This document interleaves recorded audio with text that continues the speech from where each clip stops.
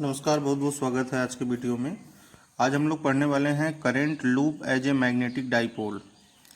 तो मान लेते हैं कि हमारे पास एक करंट कैरिंग लूप है और इस करंट कैरिंग लूप में एक करंट फ्लो कर रहा है आई, और इस करंट के फ्लो करने की वजह से इस लूप का अपना एक मैग्नेटिक फील्ड होगा। तो हम लोग देख रहे हैं कि जो मैग्नेटिक फील्ड होगा इसे बाहर की तरफ होगा और इसे इधर से अंदर आके इंटर करेगा। इसका मतलब है कि इस लूप के ऊपर वाला जो पार्ट है वो एन पोल की तरह बिहेव करेगा। जो अपर फेस है वो एन पोल की तरह बिहेव करेगा और जो लोअर फेस है वो ये एन पोल की तरह बिहेव कर रहा है। और इसके सरफेस का जो लोअर फेस है वो जो है एस पोल की तरह बिहेव कर रहा है। तो इसका मतलब ये बार मैग्नेट की तरह काम कर रहा है। तो ये जो है एक मैग्नेटिक डाइपोल हुआ। तो इस लूप की वजह से जो मैग्नेटिक डाइपोल होगा वो जो है किस पर डिपेंड करता है। तो द मैग्नेटिक मोमेंट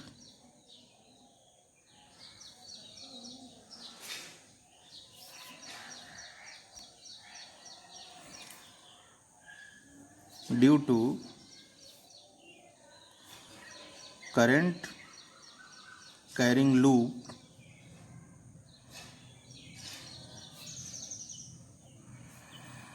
अब ये देखिए किस पर डिपेंड करता है। सबसे पहले तो ये जो है नंबर ऑफ टर्न पे डिपेंड करता है कि कितने नंबर ऑफ टर्न जो है लूप में लगाए गए हैं। और दूसरा जो है ये करंट पर डिपेंड करता है। और तीसरा जो है ये एरिया पे डिपेंड करता है, लूप का एरिया कितना है। ठीक है। अब अगर हम इन तीनों को आपस में मिला दें तो m प्रोपोर्शनल टू क्या हो जाएगा, एन आई ए। इसमें जो कांस्टेंट आता है उसकी वैल्यू 1 होती है, तो इसका मतलब m is equal to n i a. ये हो गया हमारा फार्मूला। ठीक है। तो हम लोग जानते हैं कि जो डाइपोल मोमेंट का डायरेक्शन होता है वो साउथ से नॉर्थ की तरफ होता है। तो इसको चेक डायरेक्शन देखने के लिए हम लोग क्या करेंगे कि राइट हैंड की उंगलियों को करंट के डायरेक्शन में घुमाएंगे और थंब का डायरेक्शन मैग्नेटिक फील्ड को बताएगा। मतलब कि अगर हमारा राइट हैंड इस तरह से है, अब हम राइट हैंड की उंगलियों को इस तरह से घुमाएंगे,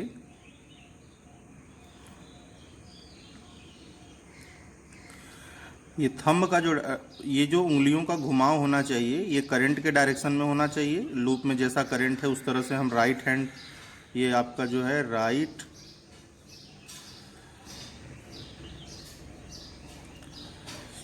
ये राइट हैंड थंब है। अब राइट हैंड थंब में ये आपको उंगलियों को क्या करना है, घुमाना है करंट के डायरेक्शन में। और ये जो थंब का डायरेक्शन होगा यही आपका मैग्नेटिक मोमेंट का डायरेक्शन होगा। अब आइए दूसरे टॉपिक पर चलते हैं और इस टॉपिक का नाम है Gauss law in magnetism. Gauss law in magnetism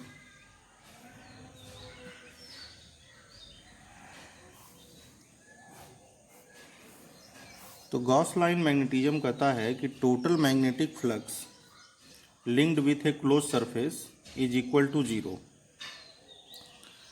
total magnetic flux linked with a closed surface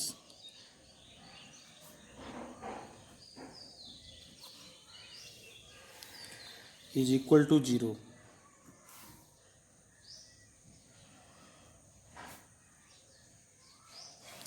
इसका मतलब होता है कि integration b dot D S is equal to 0। अब ये कैसे होता है, हम लोग जानते हैं कि मैग्नेटिक फील्ड लाइंस जो हैं वो क्लोज लूप बनाती हैं। तो अगर हमारे पास क्लोज सरफेस है कोई भी, तो जो लाइन यहाँ से निकलेगा वो ज़रूर जो है घूम के आएगा और इसमें फिर इंटर करेगा।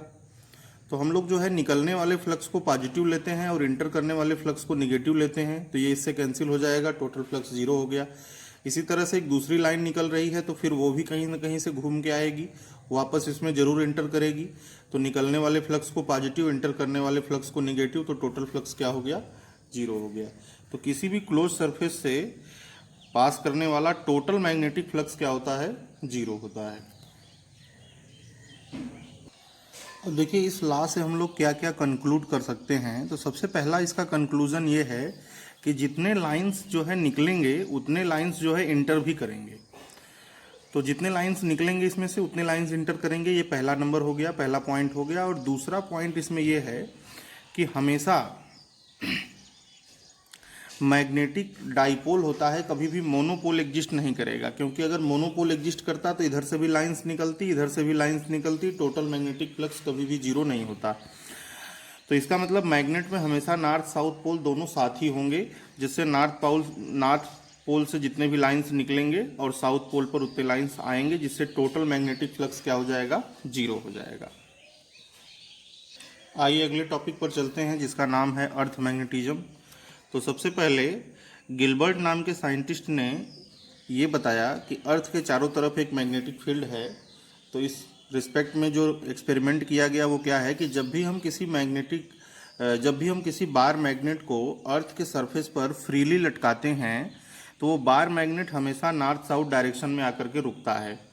तो इसका मतलब ये हुआ कि उस बार मैग्नेट पर एक टॉर्क लगता है और टॉर्क हमेशा किसी न किसी मैग्नेटिक फील्ड में ही लगेगा। तो इससे ये कंक्लूड किया गया कि अर्थ के चारों तरफ एक मैग्नेटिक फील्ड है।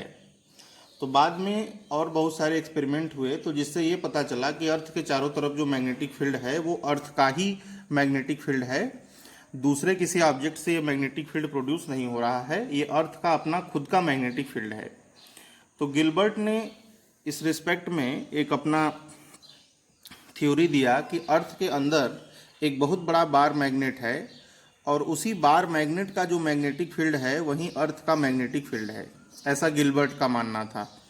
तो गिलबर्ट क्या बताते हैं कि अर्थ के अंदर एक बहुत बड़ा बार मैग्नेट है, बहुत ही हैवी बार मैग्नेट है, और इसी बार मैग्नेट का जो मैग्नेटिक फील्ड है, इस बार मैग्नेट का नॉर्थ नीचे होता है, साउथ ऊपर होता है। तो यहाँ से लाइंस निकलेंगी इस तरह से और यहाँ पर इस तरह से inter.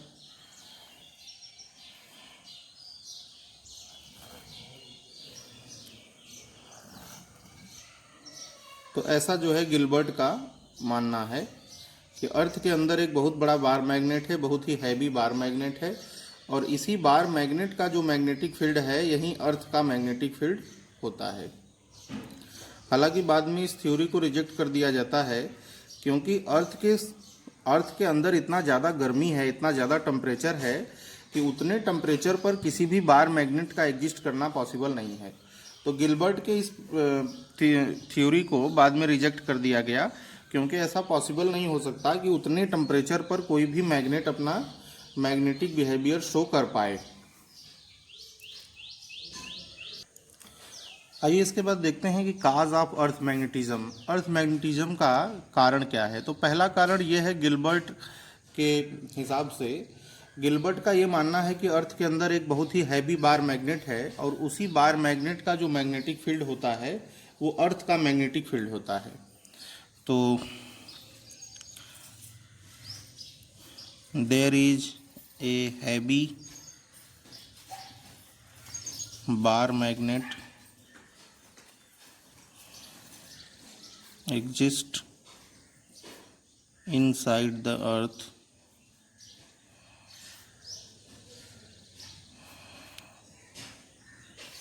the magnetic field of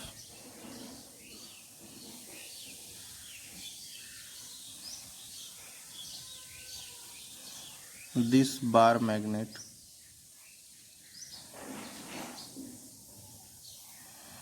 is the magnetic field of earth.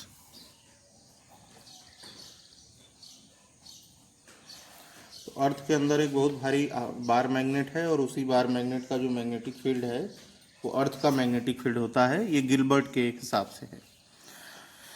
तो बाद में हालांकि इस थ्योरी को रिजेक्ट कर दिया जाता है क्योंकि इसमें जो है अर्थ के अंदर बहुत ही ज़्यादा टेम्परेचर होता है और उतने ही टेम्परेचर पर किसी भी बार मैग्नेट का एग्जिस्ट करना पॉसिबल नहीं है। दूसरा रीज़न ये है कि अर्थ के अंदर हाई टेम्परेचर होने की वजह से इसमें जो मेटल्स होते हैं वो लिक्विड फॉर्म में होते हैं, और जब अर्थ अपने एक्सिस पर घूमती है तो उसके साथ साथ क्या होता है कि ये जो लिक्विड है ये भी घूमता है और ये जो मेटल की लिक्विड है जिसको मोल्टन लिक्विड कहते हैं, तो ये जो है करंट कैरिंग लूप फार्म करता है। तो इनके करंट कैरिंग लूप फार्म करने की वजह से जो मैग्नेटिक फील्ड प्रोड्यूस होता है वही मैग्नेटिक फील्ड अर्थ का मैग्नेटिक फील्ड होता है। तो the earth core is extremely hot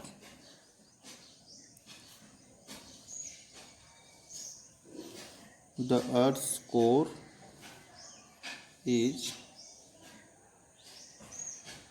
extremely hot and molten.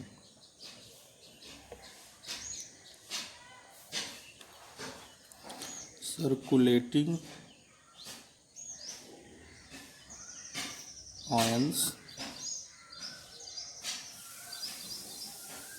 of iron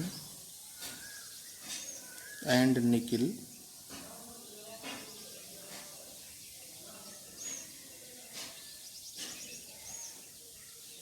in the highly conducting liquid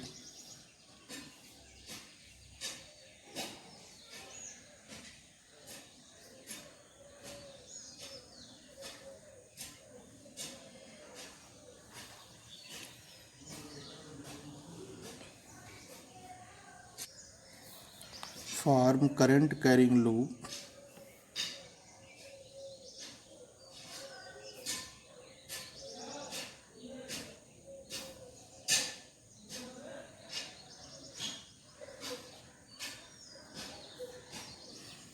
and produce magnetic field।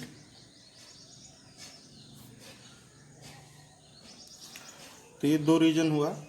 हालांकि इसका एग्जैक्ट रीजन जो है अभी तक पता नहीं चल पाया है कि एग्जैक्ट रीजन क्या है। ये सब जो है हाइपोथेटिकली है, कुछ एक्सपेरिमेंट के बेसिस पर ही ये बताया गया है। तो इसके नीचे हम नोट में वो बात लिख देते हैं कि एग्जैक्ट काज जो है अभी तक हमको पता नहीं है।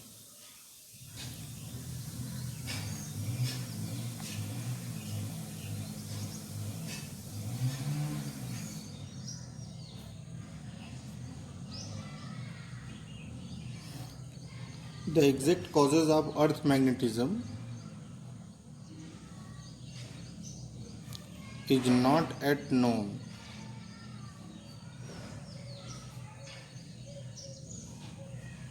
जो एग्जैक्ट रीजन है वो अभी तक पता नहीं।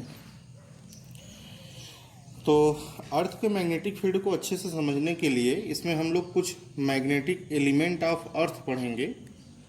तो आइए उसको जानते हैं। तो अर्थ के मैग्नेटिक फील्ड को अच्छे से समझने के लिए हम लोग कुछ एलिमेंट के बारे में पढ़ेंगे जिसको हम लोग मैग्नेटिक एलिमेंट ऑफ अर्थ भी कहते हैं। एलिमेंट या फिर एलिमेंट ऑफ अर्थ मैग्नेटिज्म भी कहते हैं। तो इसमें सबसे पहले हम लोग जानेंगे, सबसे पहला जो पॉइंट होगा हमारा वो होगा मैग्नेटिक एक्सिस क्या होता है। Magnetic axis,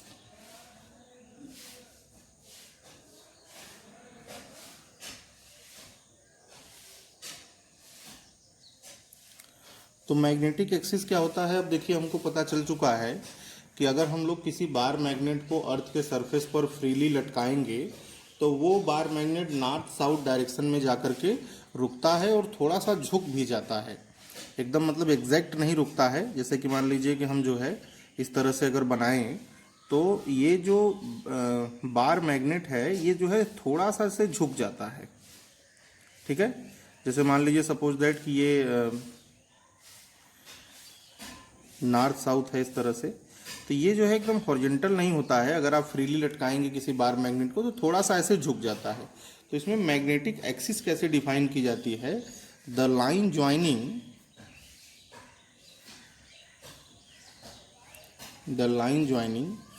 the north and south pole of the north and south pole of a freely suspended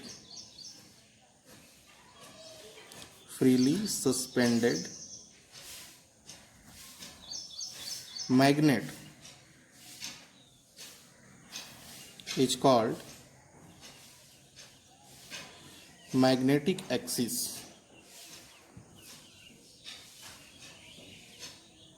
is called magnetic axis. ये हुआ कि अगर आप किसी बार मैग्नेट को लटका देते हैं अर्थ के सरफेस पर, फ्रीली लटका देते हैं, तो उसके नॉर्थ और साउथ को मिलाने वाली जो लाइन होगी, उस मैग्नेट की नॉर्थ और साउथ को मिलाने वाली जो लाइन होगी, उसी को हम मैग्नेटिक एक्सिस कहते हैं। अब दूसरा क्या है? दूसरा है जियोग्राफिक एक्सिस। Geographic axis. तो जियोग्राफिक एक्सिस क्या है कि अर्थ जिस एक्सिस के अबाउट रोटेट करती है उसी को हम लोग जियोग्राफिक एक्सिस कहते हैं। The axis about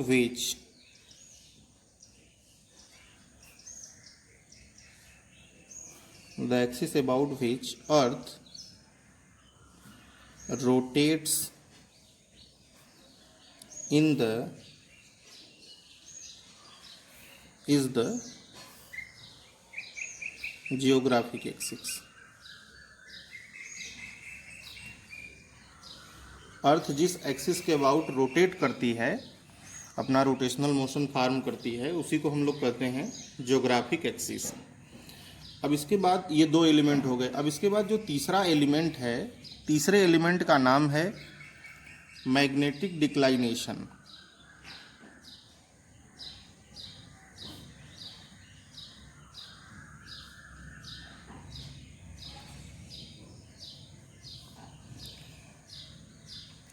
magnetic declination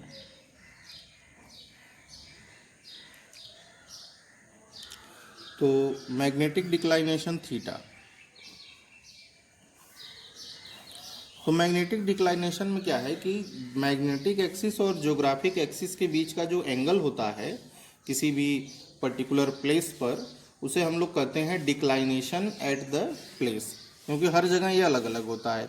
जैसे हम किसी भी जगह जो है किसी एक बार मैग्नेट को लटका दिए, बार मैग्नेट जो है नॉर्थ साउथ डायरेक्शन में आके रुक गया, तो उसके नॉर्थ और साउथ को एक लाइन से मिला दिए, वो हो गया मैग्नेटिक एक्सिस। और उसी जगह पर हम लोग ये चेक कर लिए कि ज्योग्राफिक एक्सिस किधर की तरफ है, तो दोनों के बीच का जो एंगल होता है उसी को हम लोग कहते हैं magnetic declination.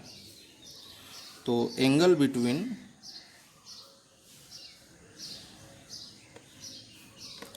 magnetic axis and geographic axis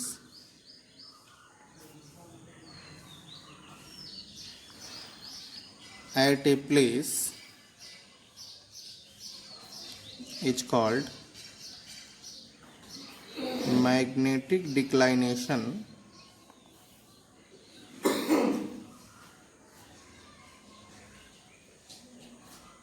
at that place।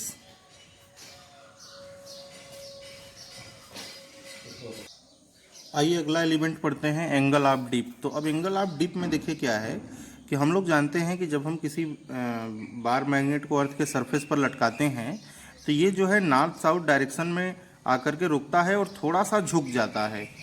तो थोड़ा सा झुक जाता है, इसका मतलब क्या है? जैसे इस तरह से झुक गया,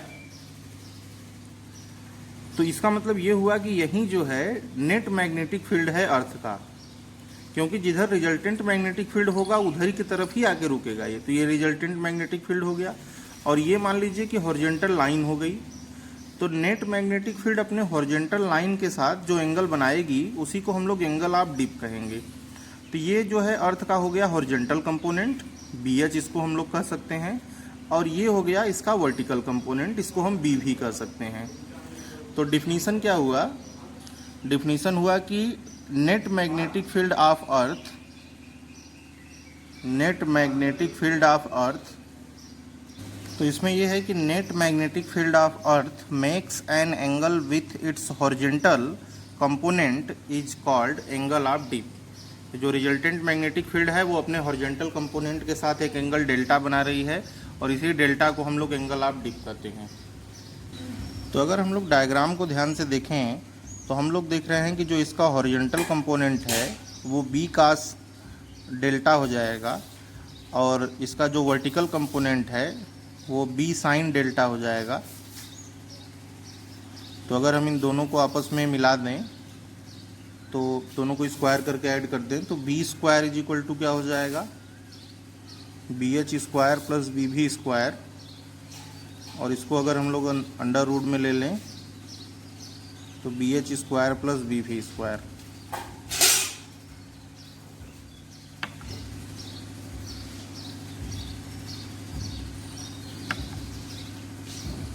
इन दोनों को अगर आपस में डिवाइड कर दिया जाए तो डेल्टा भी निकाल सकते हैं। अगर हम लोग इन दोनों को आपस में डिवाइड करें तो हम लोग देख रहे हैं कि tan डेल्टा आ जाएगा, तो tan delta is equal to b भी अपान में बी एच। तो एक फार्मूला हमारे पास ये भी हो गया और एक फार्मूला ये भी हो गया। तो आज की वीडियो यहीं पे रोकते हैं, बाकी मिलते हैं अगले वीडियो में।